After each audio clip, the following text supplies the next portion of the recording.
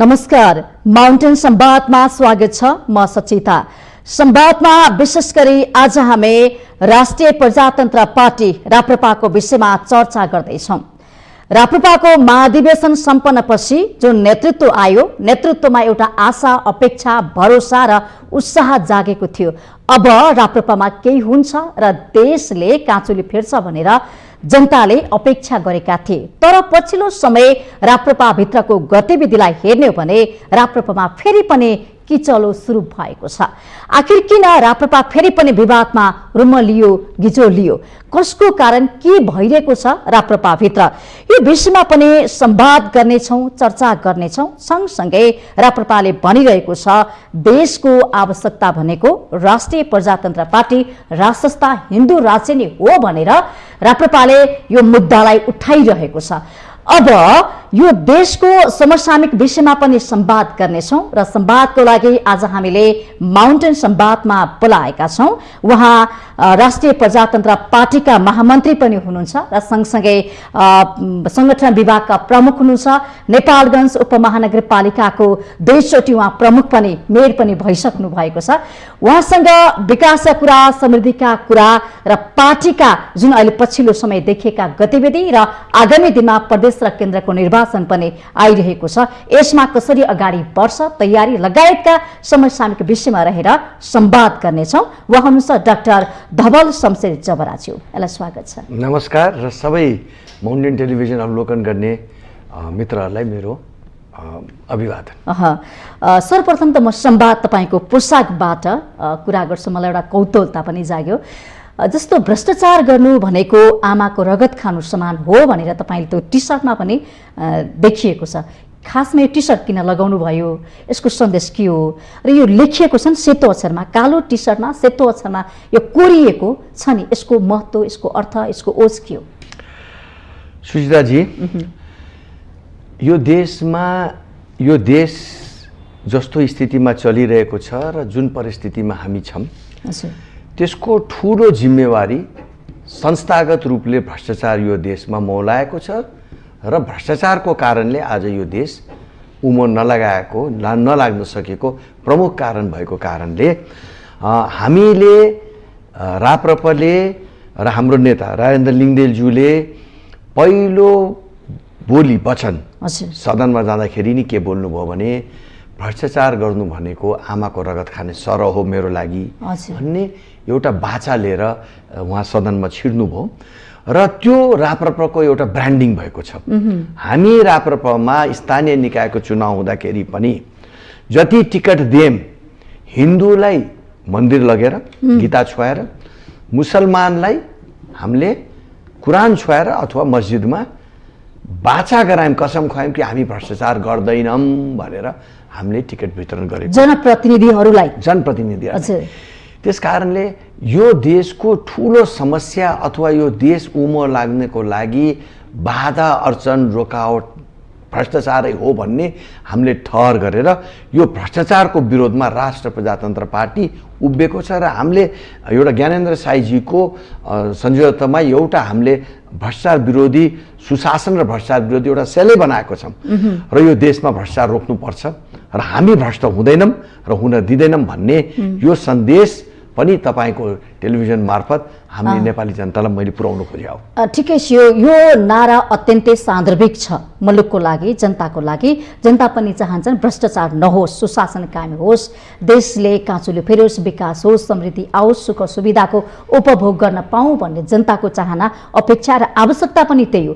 हरेक पार्टीले यस्ता खालका नारा, नेकपा एमाले पनि भ्रष्टाचार म गर्दिनँ, भ्रष्टाचार गर्न दिन्न भनेर यो यस्ता कुरा नारा लगाए। तपाईँले बाचा गर्नुभयो, ब्रान्डिङै बनाउनु भयो राप्रपाको।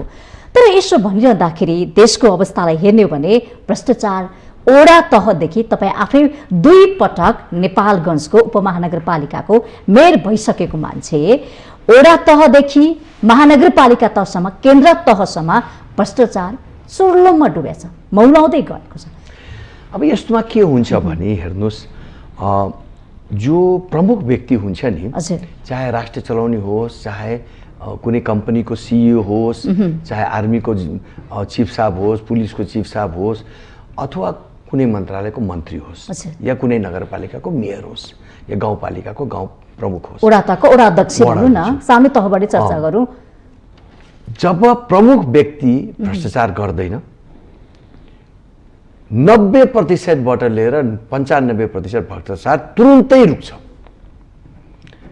र हामीले जस्तो म एउटा तपाईँलाई म इक्जाम्पल दिउँ, नेपालगञ्ज उपमहानगरपालिका म 10 वर्ष मैले चलाएँ है, फरक पार्टीबाट पनि नेता भएर चलाएँ र अल्पमतमा पनि रही, बहुमतमा पनि रही, झिनो बहुमत पनि रहे, एकदमै नराम्रोसित थोरै मतको पनि अल्पमतमा पनि भए, तर कहिले पनि त्यहाँ वाद विवाद भएन, त्यहाँ तालाबन्दी भएन।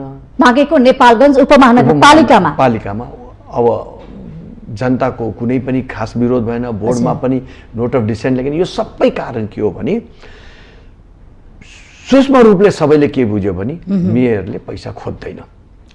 मेयरले पैसा नखोजेपछि हामी पनि पैसा खोज्नु हुँदैन र प्रमुख मान्छेले पैसा खोज्ने बित्तिकै त्यो पिउनले पनि फाइल च्यापेर कहिले पैसा झर्ला र तब मात्रै म फाइल अगाडि लग्छु भनेर समस्या देशको यही हो। कर्मचारी होइन, प्रमुख व्यक्ति।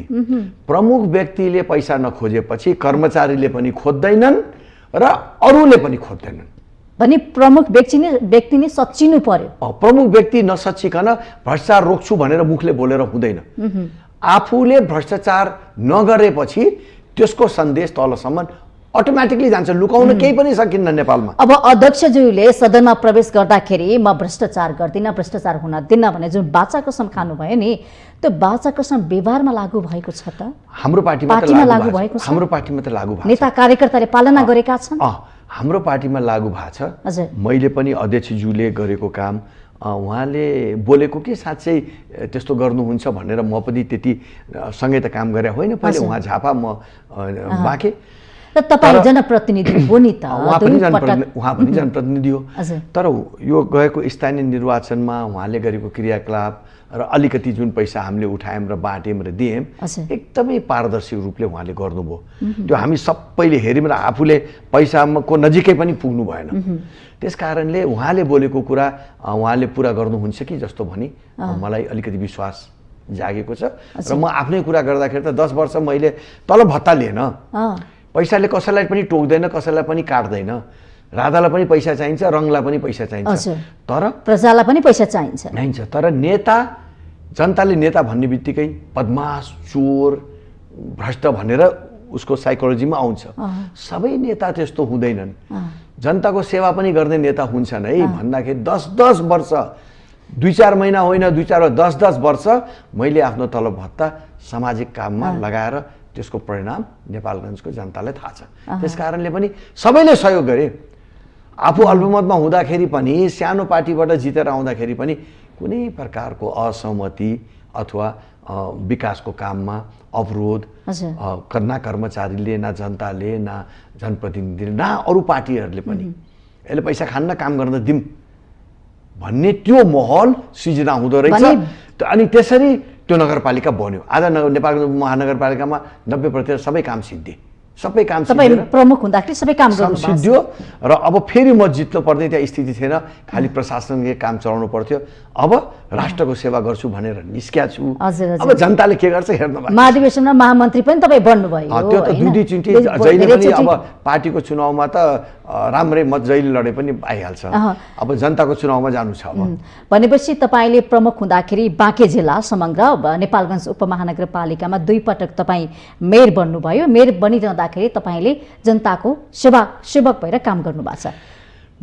जनतालाई खानेपानी चाहिन्छ, रोजगार चाहिन्छ। होइन, सुन्नुहोस् न, सबै कुरा एकैचोटि हुन्न। तर 10 वर्ष 2-2 चोटि हुँदाखेरि करिब सबै काम भइसकेको छ। त्योभन्दा पनि सुशासन र भ्रष्टाचार, जिरो करप्सनमा नगरपालिका 10 वर्ष चल्यो।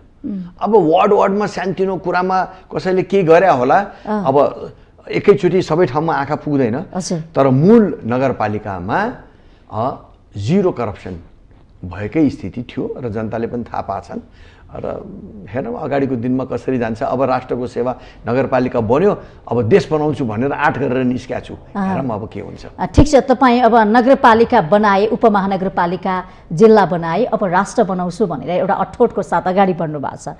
तर राप्रपाल प्रति जनताको पनि एउटा आशा भरोसा थियो। कहाँ थियो भने जब महाधिवेशनले एउटा नेतृत्व ल्यायो, युवा पुस्ताको राजेन्द्र लिङ्गदेन अध्यक्षमा आउनुभयो, कमल थापालाई पराजित गर्नुभयो।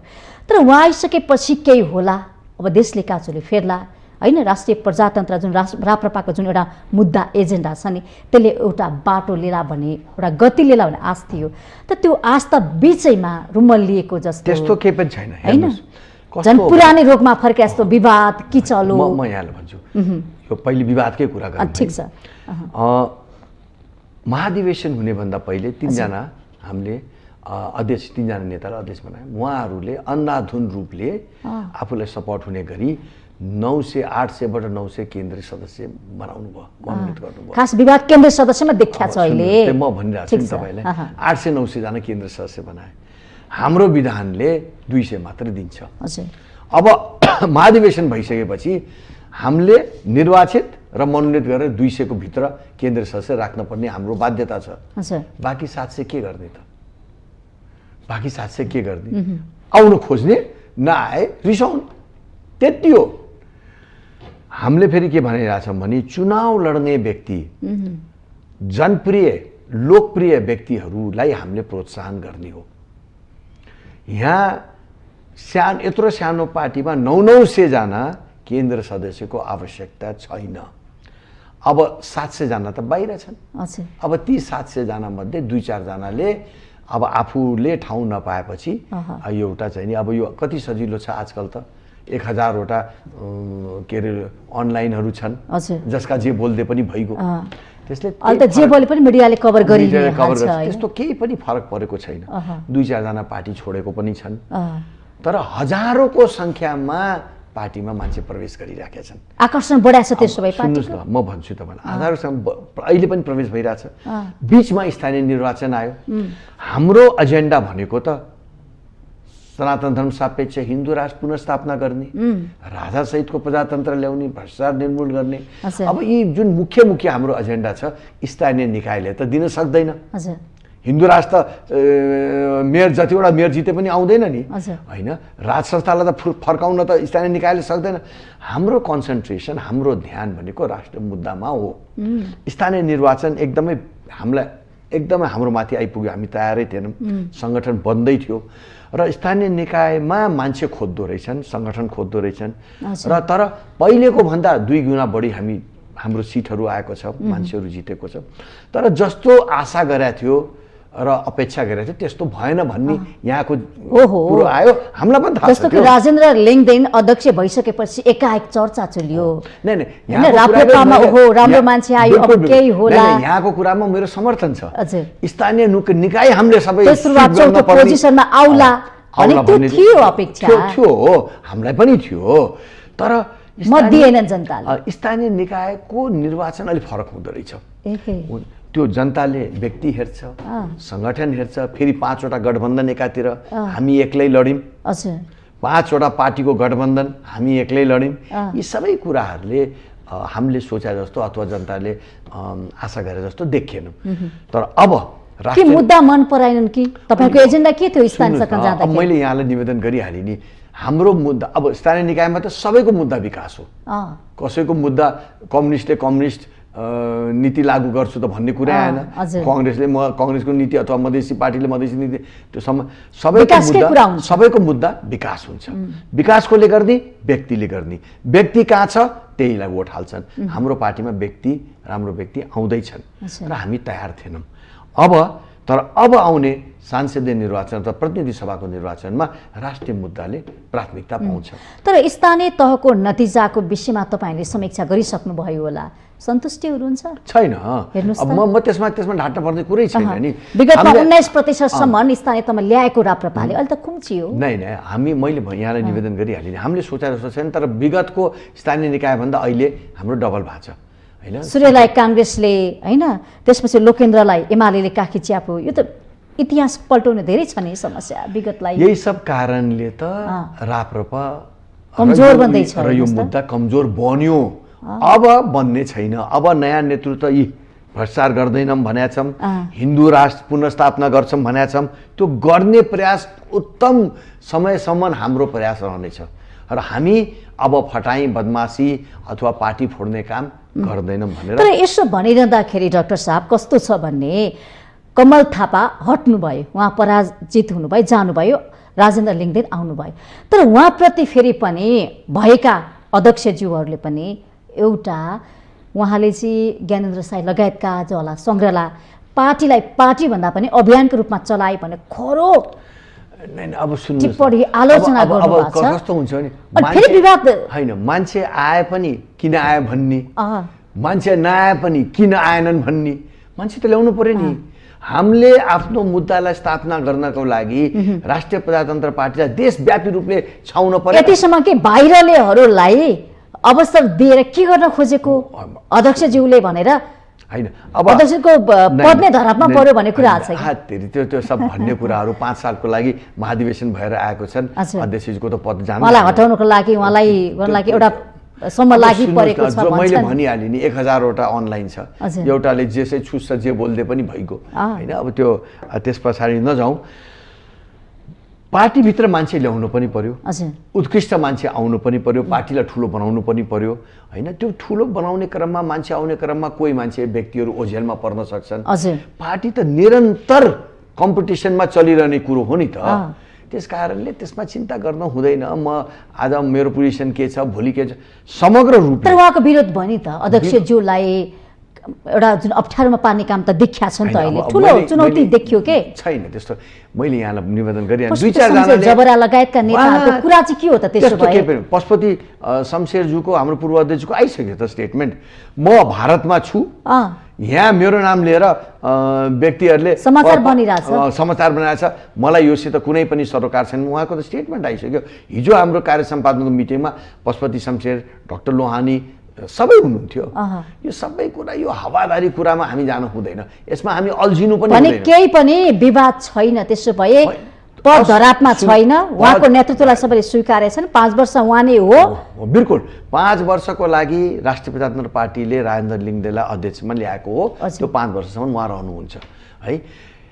पशुपति शमशेर, डाक्टर लोहानी, हाम्रो लोकेन्द्र बहादुर चन्द सबैको साथ र समर्थन छ, केही पनि समस्या छैन। केही व्यक्तिहरूको असन्तुष्टि टाइममा आउँछ, यो स्वाभाविकै हो। सानो घरमा श्रीमान श्रीमती र 2टा बच्चा भए त असन्तुष्टि आइन्छ भने यत्रो ठुलो पार्टी, लाखौँ व्यक्तिहरूको कुरो छ, कसैलाई के चित्त बुझ्या हुन्न, कसैलाई के चित्त बुझ्या, चित्त नबुझ्दै मिडियामा जान्छ अनि मिडियाले ठुलो अक्षरमा लेखिदिन्छ। त्यस कारणले त्यसमा यो कुरोमा हामी नअल्झिँदै ठिक छ। ल अगाडि बढौँ। तर बिचमा यस्ता खालका किचलो सुरु भयो राप्रपामा, अनि सबैले चासो चिन्ता व्यक्त गरे, के भएको होला? म भनौँ के भयो, एउटा मेसेजको कुरा पनि छ। एउटा नेत्रीले मेसेज पठाउनु गरे, त्यो मेसेज चाहिँ अध्यक्षजीको श्रीमतीमा पोस्ट गर्यो। के पनि होइन, त्यो खुलाइदिनुहोस् न। के पनि होइन, एउटा कमिटीबाट केहीले राजीनामा दिए, एउटाको नाममा फोन गर्दाखेरि अर्कोको नाममा गए। त्यो मेसेजमा के थियो? के पनि होइन, के पनि होइन, यो कमिटीबाट मैले राजीनामा दिएँ भनेर ठिक छ, त्यो मेसेजमा त्यति हो, अरू केही पनि होइन। दिनुपर्ने राजीनामा किन दिए त? उहाँलाई चित्त बुझेन, त्यो कमिटीको चित्त पनि बुझेन। त्यो कमिटीको अध्यक्षै म थिएँ, त्यो कमिटीको अध्यक्षै म हो। समान विचारधारा व्यक्तिहरूलाई पार्टीमा प्रवेश गराउने, हामीले धेरै मान्छेहरूलाई प्रवेश गरायौँ। अब प्रवेश गराएर आउने मान्छेहरूको कुरा पनि सिद्धियो, हाम्रो पनि कुरा सिद्धियो र त्यो कमिटीको अब अगाडि औचित्य पनि थिएन र केही व्यक्तिहरूलाई पद दिने कुरामा थियो, आउने व्यक्तिहरूको लागि पद दिने कुरामा कतिपयलाई के पद दिन सकिन्छ, कतिलाई दिन सकिन्न, त्यो कुरामा चित्त नबुझ्यो। अब यो कमिटीको औचित्य पनि सिद्धियो, हामी छोड्छौँ भनेर भन्नुभयो। अब के पनि होइन, त्यो सीता लुइटेललाई फोन गरेको, उहाँले सीता लिङ्गदेनलाई गर्दैछन्, त्यति हो। अब त्यसमा त्यो ठुलो त्यो बमण्डर मचाउने भने यो कुरा के रहेछ भने मलाई लाग्यो ठुलो पार्टीले बजेटै बनाउँदाखेरि अनधिकृत मान्छेलाई ल्याए पनि हुने, पार्टीभित्र ठुल्ठुला नेता छोडेर अर्को पार्टी खोल्नु पनि हुने, सांसदहरू एउटा खेमाबाट अर्को खेमामा जम्प गरेर मन्त्री हुने पनि हुने, जे गर्दा पनि हुने, कोही पनि नबोल्ने। हजुर, अलिकति सानो पार्टी हुने बित्तिकै छुस्स के हुने बित्तिकै यहाँ त ठुलो बमण्डर छ, केही होइन। तर एउटा कुरा चाहिँ के भने, किन तपाईँहरू माथि प्रश्न तेर्सिएको भने 46 सालमा पनि युवा पुस्ताहरू, मजदुरहरू एउटा जुन जमात उदायो नि, सँगसँगै 62-63 जनआन्दोलनबाट एउटा व्यवस्था फाले अर्को व्यवस्था ल्याए। हामी जुन अहिले गणतन्त्रमा, सङ्घीय लोकतान्त्रिक गणतन्त्रको पद्धतिमा छ, प्रणालीमा छ, त्यसमा पनि एउटा युवा पुस्ताहरू आए। त्यसैकोमा तपाईँहरूमा पनि एउटा महाधिवेशनपछि एउटा नेतृत्व आयो। के आशा थियो, भरोसा थियो कि? अहिले पनि छ, अहिले पनि आशा भरोसा कमजोर भयो राप्रपा, फेरि पनि त्यही विवादमा, त्यही विरोधमा। सुन्नुहोस् न, कमजोर भए मान्छे किन प्रवेश गरिरहेछन्? कमजोर भए किन मान्छेहरू लाइन लगाएर राख्न सक्नु भएको छैन नि त? हेर्नुहोस् त, फेरि केही सदस्यहरूले राजीनामा दिए, हिँडे नि त। अब के गर्नु? मान्छे ल्याउनु ठिक छ, त्यो राम्रो उपलब्धि होला, 5000 मान्छे टिकाइ राख्न सक्नु पनि त एउटा त्यो बहादुरी हो नि त। त्यो बहादुर देखिन। अब कांग्रेस एमाले माओवादीमा हजुर कति मान्छे छोड्यो भनेर कसैले हिसाब राखेछ? हाम्रो पार्टीमा कांग्रेस एमाले माओवादीबाट त आकै हो। तर फरक पार्टी, विकल्पको पार्टी भन्ने तपाईहरु दाबी गर्नुहुन्छ नि त। कांग्रेस एमाले माओवादीबाट 5000 मान्छे हाम्रो पार्टीमा आउँछन् हरेक हप्ता, भनौँ न 4 जना पार्टी हाम्रो मान्छे हाम्रो पार्टीबाट जान्छन्, त्यसको मात्र चर्चा गर्ने? 5000 मान्छे आएको चर्चा नगर्ने? अनि गरेका छौँ। सुन्नु न, 5000 मान्छे आएको चर्चा नगर्ने यहाँहरूले, 5 जना मान्छेले छोड्यो, किन छोड्यो? चित्त बुझेन छोडे। 5000 मान्छेको चित्त बुझ्दाखेरि यहाँहरूलाई चर्चा नहुने, त्यसको त्यत्रो ठुल्ठुलो पार्टी प्रवेश देखिराख्नु भएको छ, रोजै मिडियामा आछ, त्यसको विषयमा तपाईँहरू नबोल्ने। 3 जना मान्छे रिसाएर छोड्यो भने तपाईँको पार्टीमा विमण्डर भयो, उहाँ चाहिँ नि विखण्डन हुनलाई मान्छे असन्तुष्टि भयो। यो सबै सानो पार्टी भएर मिडियाले हेप्यायो। त्यस्तो होइन, त्यसलाई त्यसरी नबुझौँ, यो गलत अर्थ नलाउँ। तपाईले यत्रो मान्छे रोजे प्रवेश गरेर खै त्यसको चर्चा गरे हैन? हामीले पार्टी प्रवेश कार्यक्रममा पनि समाचारमा बजाइरहेका छौँ। राप्रपामा यति धेरै मान्छेहरूको एउटा आकर्षण पनि बढेको छ, पार्टी प्रवेशको लहर पनि चलेको छ, तर मान्छे टिक्न सकेका छैनौँ। त्यहाँ भएका मुद्दाहरू पनि मैले हजुरलाई निवेदन गरेँ नि, 5000 मान्छे आयो, 5 जना मान्छे गयो, त्यो मान्छे टिक्या भन्ने कि अब 496 मान्छे, 4096 मान्छे छन् त त्यही भने जनलहर देखिएको छ। यो अलिकति यो के हो कि भने सानो पार्टीमा सानो कुरा हुँदाखेरि पनि ठुलो बनाइदिने। ठुलो पार्टीले 17000 मान्छे मार्दा पनि तपाईँहरू बोल्नुहुन्न?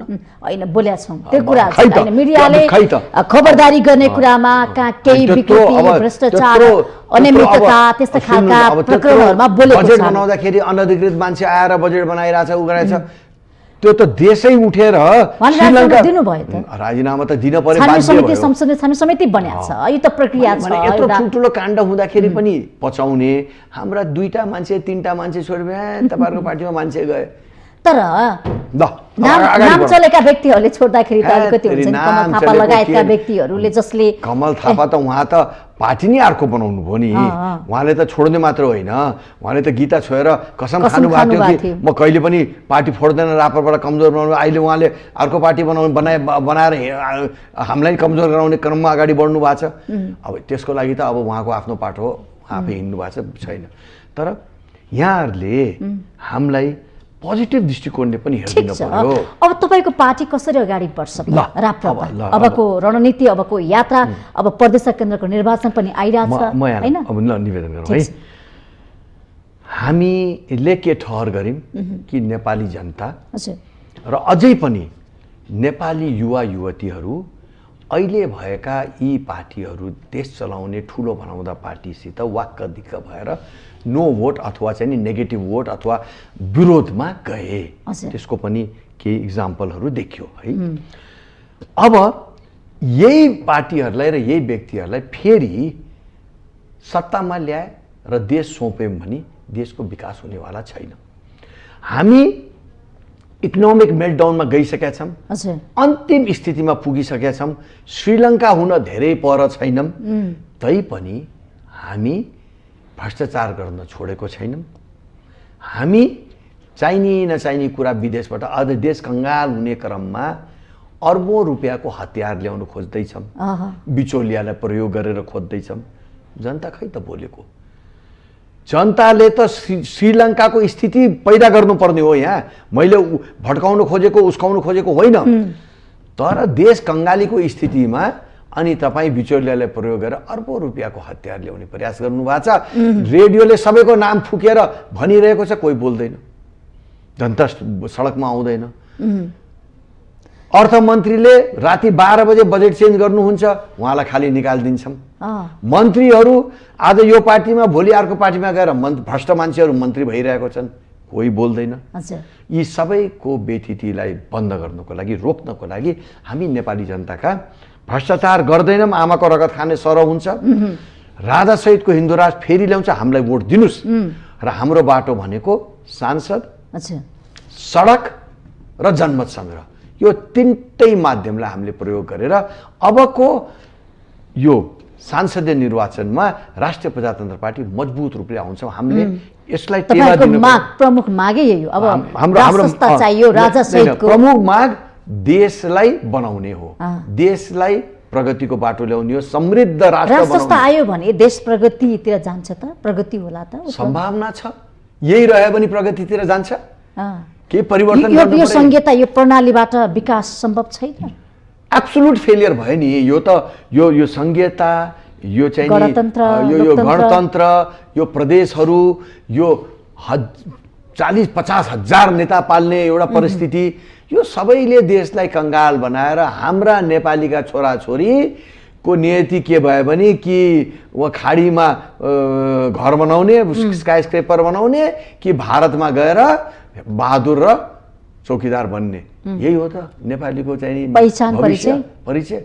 यत्रो सानो देश, यत्रो सुन्दर देश, यत्रो सम्पदा भएको देश, स्रोत साधन भएको देश, आज हामी गरिबीमा लिप्टिरहने, यसको जिम्मेवार को हो? कोही न कोही त म जिम्मेवार छु भन्न पर्यो नि। जिम्मेवार राजनीति हो, म नेता पनि भन्दैन, राजनीति हो। यस्तो प्रकारको राजनीति र जिम्मेवार जनता हो। जनताले यी भ्रष्ट नेताहरूलाई पटक पटक जिताएर अनि आज जिताउने, अनि भोलि गलत भयो हामी खतम भयौँ भन्ने। हेर्नुहोस् न नेपाली जनता भ्रष्टाचार गर्यो भनेर जेलबाट, नाम नलिउँ, यहाँलाई पनि थाहा छ, भ्रष्टाचार गर्यो भनेर जेलमा परेर नेता छुट्छ।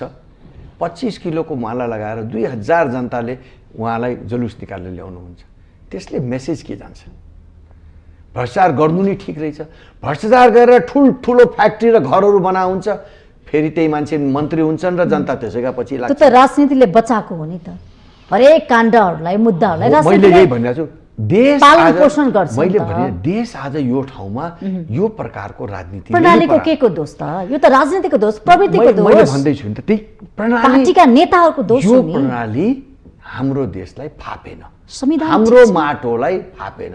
कुनै पनि प्रणाली गलत हुँदैन, तर त्यो देशलाई त्यो प्रणालीले फापे कि फापेन, सिद्धान्त हेर्नुहोस् न। कहीँ क्यापिटलिस्ट कन्ट्रीहरू पन्पेका छन्, कम्युनिस्ट कन्ट्रीहरू पन्पेका छन्, सोसियलिस्ट कन्ट्रीहरू पन्पेका छन्, राज संस्थाहरू बेलायत र इङ्ल्यान्डमा यस्तो राम्रोसित चलेको छन्, साउदी अरेबियामा चलेछन्, तर त्यही कुरा अरू ठाउँमा चल्दैन। त्यो देशको बनावट, त्यसको जाति, त्यसको त्यो माइन्ड सेट र त्यो देशको माटोलाई सुहाउँदो व्यवस्था पन्पिँदो रहेछ। हामीलाई यो गणतन्त्र र यो संहिता फापेन।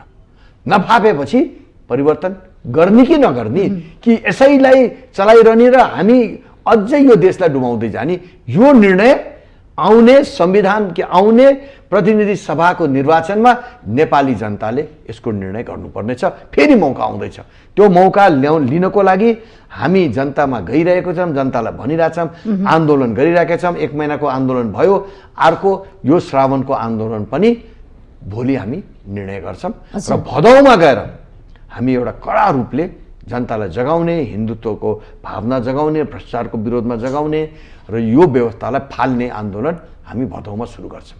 जनताले यत्रो सङ्घर्ष गरेर प्राप्त गरेको सङ्घीय लोकतान्त्रिक गणतन्त्र तपाईँले फाल्न सक्नुहुन्छ त? हामीले फाल्ने होइन, जसले ल्यायो तिनीले नि फाल्ने हो, हामीले फाल्ने होइन, मैले फाल्ने होइन, राप्रपाले एक्लै फालेर सक्छ? नेपाली जनताले यो ल्यायो। जनमत छ त तपाईहरुसँग? जनमत सृजना गर्ने, जनमत सृजना गर्ने, जनतालाई जगाउने, यही व्यवस्था चलाइरहने र आफूलाई यस्तै गरिब देशमा यो लटरपटर गरिरहने र यही रमाइरहने हो भने सो भला, हामीले के भन्नु छ र? तर यसको विकल्प राष्ट्रिय प्रजातन्त्र पार्टी एउटा वैकल्पिक शक्तिको रूपमा आएको छ। हामीलाई साथ दिनुहोस्, सहयोग गर्नुहोस्। यिनी असफल भए हामीलाई टेस्ट गर्नुहोस्, हामीलाई ट्राई गर्नुहोस्। नयाँ नेतृत्व आछौँ हामीहरू, हामीलाई मौका दिनुहोस्। हामी देशलाई पार लगाउने अन्तिमसम्म प्रयास गर्छौँ, धोका तपाईँहरूलाई दिन्नौँ भन्ने जनताको कुरा लग्ने हो। बाँकी त स्थानीयमा मौका दिएनन्। बालन शाह, हर्क साम्पाङ जस्तालाई चाहिँ बरु अवसर दिए के जनताले, वैकल्पिक रूपमा कुरा चर्चा गर्ने हो भने। यो 3टा नगरपालिकामा जितेको पनि एउटा सन्देश हो। हजुर, सन्देश। अब त कस्तो हरेक कुरा कस्तो हुन्छ भने कुन नजरले हेर्ने म्याडम। हजुर हजुर। गणतन्त्रको नजरले हेर्नुहुन्छ भने यो अपवाद हो भन्ने, तर सन्देश हेर्नुहुन्छ भने यो नो भोट हो है।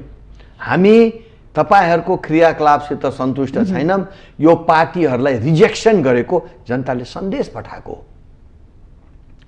पार्टी नै नभएका मान्छेहरूलाई जिताउनु भने जनताले सन्देश पठाएको कि तिमीहरूसित हामी वाक्क दिक्क भयौँ। वितृष्णा पैदा भयो। यो वितृष्णाको उपज हो। यो पटक पटक जितायौँ, सत्तामा पुर्यायौँ, आखिर हामीले के पायौँ? त्यही हो। अब उपलब्धिको चर्चा त हुन्छ नि, नतिजा खोज्छ जनताले, परिणाम खोज्छ। यही कुरालाई हामी देशव्यापी रूपमा प्रजातन्त्र भनेको परिणाम दिन सक्ने पार्टी बन्न सक्नुहुन्छ तपाईँ? हामी पार्टी भइसकेका छौँ। परिणाम त जनताले त्यो ठाउँमा पुगाएपछि पो परिणाम दिन सक्छौँ कि सक्दैनौँ त्यो त ट्रायल हुने हो नि। अहिले हाम्रो 3जना मेयर साहब ट्रायलमा फेल हुनुभयो के तपाईँ? स्थानीय सरकारको ट्रायल हेर्ने हो भने त्यो ट्रायल त चुनावको ट्रायल, राप्रपाको मुद्दा फेल भयो। अब मैले स्थानीय निकायमा मुद्दै फरक हुन्छ म्याडम, होइन? त्यसको चाहनै जनताको अर्को हुन्छ। हामीले जुन बोके एजेन्डा छन्, सनातन धर्म सापेक्ष हिन्दू राजस्थानीय निर्वाचनबाट आउँदैन। यो अहिलेको समयमा काम लाग्ने मुद्दा हो। एकदमै हो। हामी एकमात्र मुद्दा हो। सुन्नुहोस् न, यो मुद्दा फेल भइसक्यो, जनताले रुचाउँदैन। एकछिन। ठिक छ। हामी 90% हिन्दू अथवा ओमकार परिवारको यो देश हो, मान्नुहुन्छ? ओमकार परिवार भन्दाखेरि बुद्धिस्ट पनि आए, हैन? हाम्रो चाडबाड, परम्परा, मूल्य, मान्यता, आदर्श, विचार सबै कुरा चाहिँ एउटा हिन्दुत्व भावना, एकता, सद्भाव त्यो छ। त्यसलाई हामीले सम्मान गर्छौँ, स्वागत गर्छौँ। यो विश्वमा 100वटा जति क्रिस्चियन राष्ट्रहरू छन्। हजुर। 47वटा मुस्लिम राष्ट्रहरू छन्। हजुर। अफिसियल राष्ट्र भनिन्छ। 11वटा बुद्धिस्ट अफिसियल राष्ट्रहरू छन्। अरबभन्दा बढी, 13 अरबभन्दा बढी हिन्दूहरू यो विश्वमा छन्। हामी एउटा ठुलो धार्मिक समूह हौँ है। एउटा मात्रै थियो त हाम्रो, एउटा मात्रै हिन्दू राष्ट्र किन हटाइयो? हामीलाई किन, अरूलाई चाहिने भए हामीलाई किन्न चाहिने? हाम्रो मान मर्यादा छैन, हाम्रो घमण्ड छैन, हाम्रो इज्जत छैन विश्वमा? एउटा यति सानो जुहुदीहरूले यहुदीहरूको त एउटा इजरायल बनाएर देशव्यापी विश्वव्यापी थर्काएर राखेछन्। हामीले एकमात्र हिन्दू राष्ट्र किन गुमाउने? कसले किन बेच्यो? कसले हटायो? कसको निर्देशनमा गयो? जनताको मागै थिएन, जनताको चाहनै थिएन। त्यसलाई फर्काउने कसको चाहना त्यसो भए? विदेशी शक्तिहरूको, हिन्दू राष्ट्र समाप्त पार्नेहरूको, अधर्मीहरूको। अनि त्यसमा हाम्रा नेताहरू बिके। कम्युनिस्ट, काङ्ग्रेस, एमाले, माओवादीले दस्खत गरेका छन् धर्मनिरपेक्षतामा। अहिले कहिले कहिले पिच्च अलिअलि बोल्छन् नि नेताहरू, हिन्दूको कहिले मन्दिर जान्छन्, कहिले पूजामा जान्छन्, कहिले के गर्छन्। आफूले त्यो सिद्ध्याउनु हाम्रो संस्कार हो नि त, हैन? तर पूजा पाठ गर्नु, मन्दिर जानु, मान्छेलाई अनुशासनमा राख्ने एउटा। तर यो देश पनि त हाम्रो संस्कार हो। हामी हिन्दू भएर जन्मेको देश थियो नि, हामी धर्मनिरपेक्ष भएर जन्मिया देश त होइन नि। हामीले आफ्नो कर्मकाण्ड, हाम्रो जाति, हामीले हाम्रो धर्म बचाउने कि नबचाउने? म यो भन्दैन कि कट्टरवादी राष्ट्र बनाऊ, एकदमै सबैलाई कट्टरवादी, तर यस्तो हिन्दू राष्ट्र जहाँ सबै हटाओस्, अरूहरू पनि हटाओस्। तपाईले हिन्दुत्वको कुरा गरिरहँदाखेरि हैन, हाम्रा जुन संस्कार, संस्कृतिको परम्परा, मूल्य, मान्यता, व्यवहारका कुरा, पूजापाठ सबै कुरा गर्दाखेरि त तपाईँ स्वयंले पनि, जस्तो तपाईँ बाँके जिल्लामा मुस्लिम समुदायको धेरै बसोबास छ, तपाईँ त्यहाँबाट प्रतिनिधित्व पनि गर्नुहुन्छ। यसो भनिरहँदाखेरि केही व्रतहरू छन् के अरे हिन्दूहरूमा, चाडबाडहरू, अब चैतमा भनौँ, वैशाखमा भनौँ, जेठमा भनौँ, अहिले साउन लाग्यो, साउन महिना चलिरहेछ होइन? विशेष गरी अब साउनमा हरियो चुरा लगाउने, मेहन्दी लगाउने, नारीहरूले शिवको, विशेष गरी शिवको आराधना गर्ने, श्रद्धालु भक्तजनहरू विदेश स्वदेश सबैजना पशुपतिमा आउनु भएको छ। विशेष गरी शिवालय मन्दिरमा भिडभाड हामी देख्न सक्छौँ। र तपाईँले पनि हिन्दू धर्म संस्कारको कुराहरू गरिरहनुहुन्छ। तर यसो भनिरहँदाखेरि व्यवहारमा, कर्ममा यो राप्रपा जुन छ नि, एउटा आस्था बोकेको छ नि धर्मको, फेरि कस्तो भनेपछि त्यो व्यवहारमा चाहिँ अलि नदेखिया जस्तो होइन, के? कस्तो भनेपछि बोली र वचनमा होइन, होला सुन्नुहोस्, पक्का सुन्नुहोस्, परिपक्व होइन, देखिएला। त्यस्तो होइन। नेपालीहरू राप्रपाभित्र पनि कुनै धेरै पूजापाठ गर्ने हुन्छन्, हजुर कसैले मेरो हिन्दू राष्ट्र बचाउनुपर्छ ल्याउनुपर्छ भन्ने हुन्छन्। हजुर म पनि एउटा हिन्दू हो।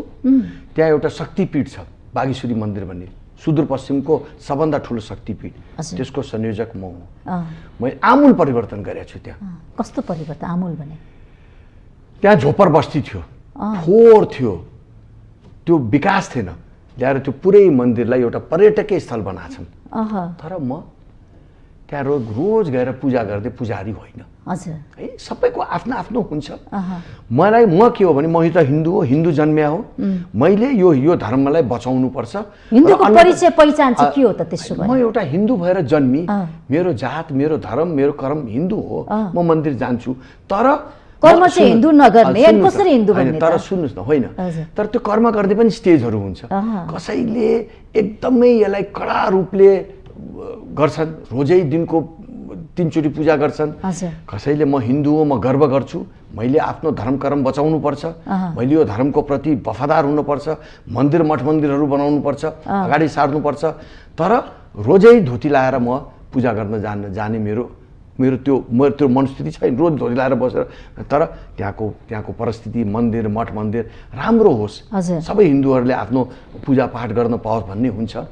त्यस कारणले त्यो सबैले चाहिँ रोजै गएर पूजा गर्नुपर्ने हुन्न। सबै मुस्लिम पनि गर्दैनन्, क्रिस्चियन पनि गर्दैन, तर हामीलाई गर्व छ, हामी हिन्दू हौँ र हिन्दू राष्ट्र भएर जन्मेका छौँ। यो हिन्दू राष्ट्र अनन्तकालसम्म नयाँ भइरहनु पुस्ताले पर्छ। कसरी सिक्ने त? जस्तो कि तपाईँले आफ्नो तरिकाले हिन्दू धर्मको एउटा मूल्य नयाँ मान्यता पुस्तामा त्यसका पनि मान्नु होला, नयाँ पुस्तामा पनि तमाम किसिमका सिकाउनु हिन्दूहरू पर्दैन? छन्, तमाम परम्परादेखि चल्दै आएका ती धार्मिक कुराहरू, सांस्कृतिक हामीले कुराहरू, दसैँ मान्छौँ, तिहार मूल्य मान्छौँ, मान्यता कुराहरू, सुन्नु न, दसैँ मान्छौँ, तिहार मान्छौँ, सबै तीज मान्छौँ, तीज साउन मान्छौँ, मान्छौँ, ठिक होइन? छ, अब ठिक छ। कसैले व्रत राख्छन् दसैँमा, धेरै समय तीजको व्रत, कसैले राख्दैनन्। अब अनिवार्य रूपले सबैले यो गर्नुपर्छ भने कट्टरवादी पङ्क्ति, हाम्रो धर्मै त्यस्तो कट्टरवादी होइन।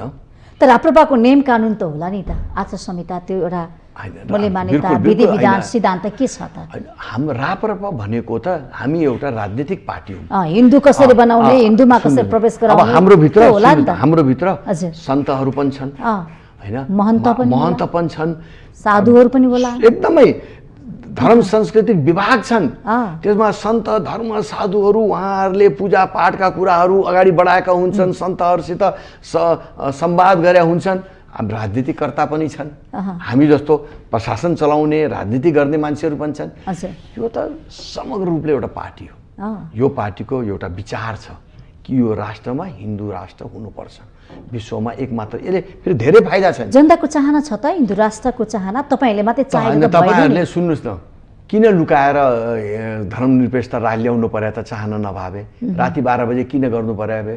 एकचोटि उहाँहरूले सर्वेक्षण पनि गर्नुभयो, हजुर 80% हिन्दू राष्ट्र चाहियो भन्यो, त्यो सर्वेक्षणको नतिजै निकालेनन्। थाहा छ होइन त, बिचमा एकचोटि सर्वेक्षण भएको थियो नि हजुर हजुर यो कुराहरूलाई लिएर। हामी त हिन्दू राष्ट्रको लागि जनमत सङ्ग्रह पनि माग गरेछौँ। ल हिम्मत भए गरौँ न जनमत सङ्ग्रह। जनताले हिन्दू राष्ट्र चाहिन्न भनेपछि हामी पनि मान्छौँ। तर तपाईँहरू बेला बेलामा चाहिँ यसो देखिनुहुन्छ, बिचबिचमा हराउनुहुन्छ कि? अब जे भन्दा पनि भयो, हाम्रो पार्टी बडा दुःखदायी, अजीब टाइपको पार्टी छ के? दुःखदायी इतिहास छ के। जन्मिँदाखेरि पनि दुईटा भएर जन्मे है। नेताहरूले सिद्ध्याएको पार्टी हो, अध्यक्ष पनि धेरै भए, नेताहरूले सिद्ध्याएको पार्टी हो। कार्यकर्ता र जनता यो पार्टीप्रति इमानदार छन्, इमानदार छन्। हिन्दू राष्ट्र चाहनेहरू, राजसंस्था चाहनेहरू कहीँ छोडेर जान्नन्। राजसंस्था कसरी फर्किन्छ त? चुनाव गरौँ भने त्यो बहुमत नहोला। म भन्छु नि, राजसंस्था फर्किने पनि कडी के छ? दुईटा बाटो छ। एउटा त सबभन्दा पहिले त राज संस्थालाई यो गणतन्त्रले विस्थापित गर्यो, नेताहरूले विस्थापित गर्यो, राजनीतिले विस्थापित गर्यो, होइन? हजुर हजुर। जनताको राजालाई हटाइ नै हाल्ने पनि थिएन। गणतन्त्रको पनि 62-63 को जनआन्दोलन गणतन्त्रको थिएन है त्यो आन्दोलन। गणतन्त्रको आन्दोलन होइन, गणतन्त्र त माओवादीको एजेन्डा थियो, जुन एजेन्डालाई एमाले र काङ्ग्रेस दबावमा आएर गरे हो। अहिले पनि कहिले कहिले एमाले र काङ्ग्रेसका नेताहरूले भन्छ त्यो गणतन्त्रको एजेन्डा हाम्रो होइन, उहाँले लोकतन्त्र भन्नुहुन्छ। हो त्यही सुन्नु न, यो गणतन्त्रको एजेन्डा हाम्रो थिएन भनेर अहिले पनि त भन्नुहुन्छ नि। कम्युनिस्ट र कङ्ग्रेसका नेताहरूले अहिले पनि भन्छ नि गणतन्त्रको एजेन्डा हाम्रो थिएन भनेर। किनभने त्यो लाद्यको हो। राजालाई देशैबाट हटाउने अथवा एकदमै अधिकारैविहीन गरेर राखिदिने भन्ने थिएन, आन्दोलनको मकसद थिएन। तर त्यस्तो गरियो।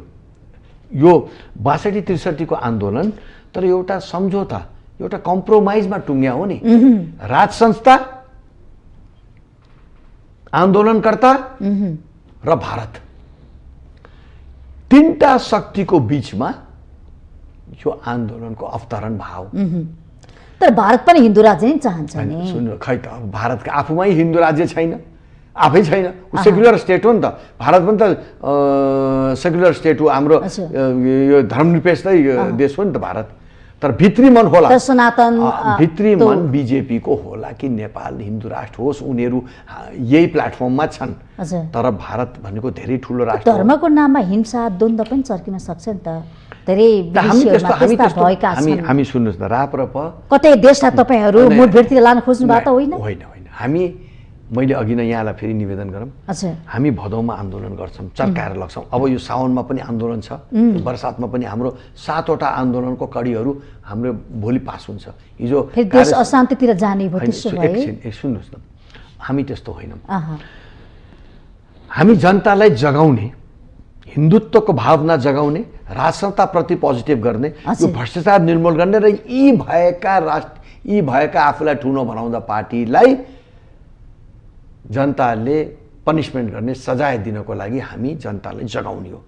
हामी त्यो अभियानमा जुट्नु मान्छ। त्यसो भए हामी यो देशलाई बर्बाद गर्ने अभियानमा छैनौँ, मान्छे मार्ने अभियानमा छैनौँ, अर्काको गाडी तोड्ने अभियानमा छैनौँ, हुँदा पनि हुँदैनौँ।